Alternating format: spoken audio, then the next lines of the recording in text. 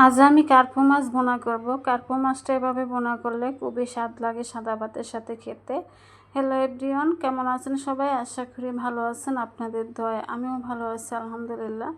তো চুলায় একটা কড়াই বসিয়ে দিয়েছি, দিয়ে আমি তেল দিয়ে দিয়েছি, দিয়ে আমি পেঁয়াজ কুচি দিয়ে দিয়েছি। আর মাছটা আমি ভেজে নেব না, মাছটা আমি কাঁচাই বোনা করব। তো আমি বেশি করে পেঁয়াজ কুচি দিয়ে দিয়েছি, দিয়ে একটু নেড়ে ছেড়ে নিয়ে আমি দিয়ে দেব লবণ। আমি পেঁয়াজ কুচিটার মধ্যে এখন লবণ দিয়ে দেব যেন তাড়াতাড়ি করে পেঁয়াজটা ভাজা হয়ে যায়। আমি স্বাদ মতো লবণ দিয়ে দিয়েছি, দিয়ে আমি পেঁয়াজটাকে এখন ভালো করে নেড়ে ছেড়ে ভেজে নেব।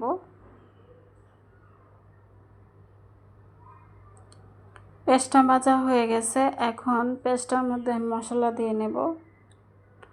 আমি এখানে দিয়ে দেব রসুন বাটা, দিয়ে দেব আদা বাটা, আর দিয়ে দিয়েছি জিরা বাটা।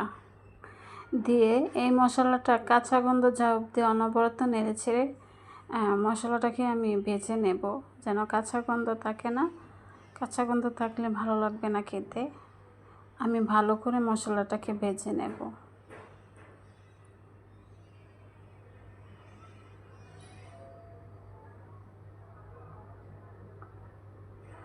মশলাটা ভালো করে ভেজে নেওয়া হয়ে গেছে। এখন এখানে আমি পানি দিয়ে দেব। আমি গুঁড়া মশলাটা কষিয়ে নেওয়ার জন্য আমি পানি দিয়ে দেব। পানি দিয়ে দিয়েছি।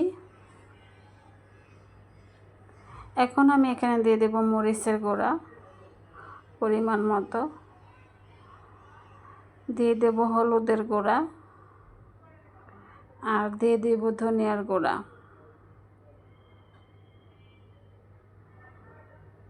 এখন অনবরত নেড়ে ছেড়ে মশলাটাকে ভালো করে কষিয়ে নেব।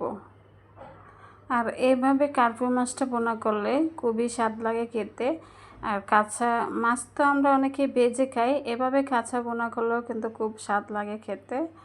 আর এটা মানে জ্যান্ত মাছ ছিল, তাই আমি কাঁচা বোনা করতেছি। জ্যান্ত মাছ কাঁচা এভাবে বোনা করলে খুবই স্বাদ হয় সাদা ভাতের সাথে খেতে। তো মাছটা আমি ধুয়ে পরিষ্কার করে ভালো করে পরিষ্কার করে নিয়েছি। এই দেখুন, আমি পেটের পিস সহ মাথাটা সহ নিয়ে নিয়েছি। এখানে আধা কেজির উপরে হবে মাছ নিয়েছি আমি।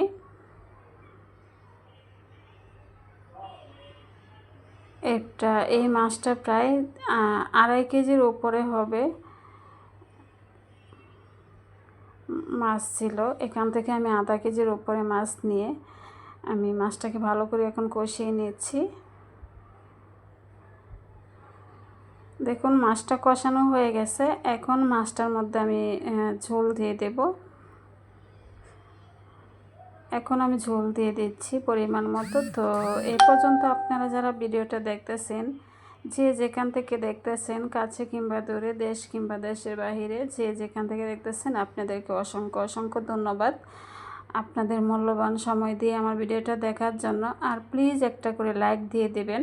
আপনারা যারা এই পর্যন্ত আছেন, লাইক দিতে ভুলে গেছেন, প্লিজ একটা লাইক দিয়ে দেন। আপনাদের একটা লাইক আমার কাছে অনেক মূল্যবান। আপনাদের মতোই অনেক বন্ধুদের কাছে পৌঁছে দিতে সাহায্য করে, আর আমাকে নতুন আরেকটা ভিডিও বানাতে অনুপ্রেরণা যোগায়। তাই প্লিজ একটা লাইক দিয়ে আমার সাথে থাকার অনুরোধ রইল।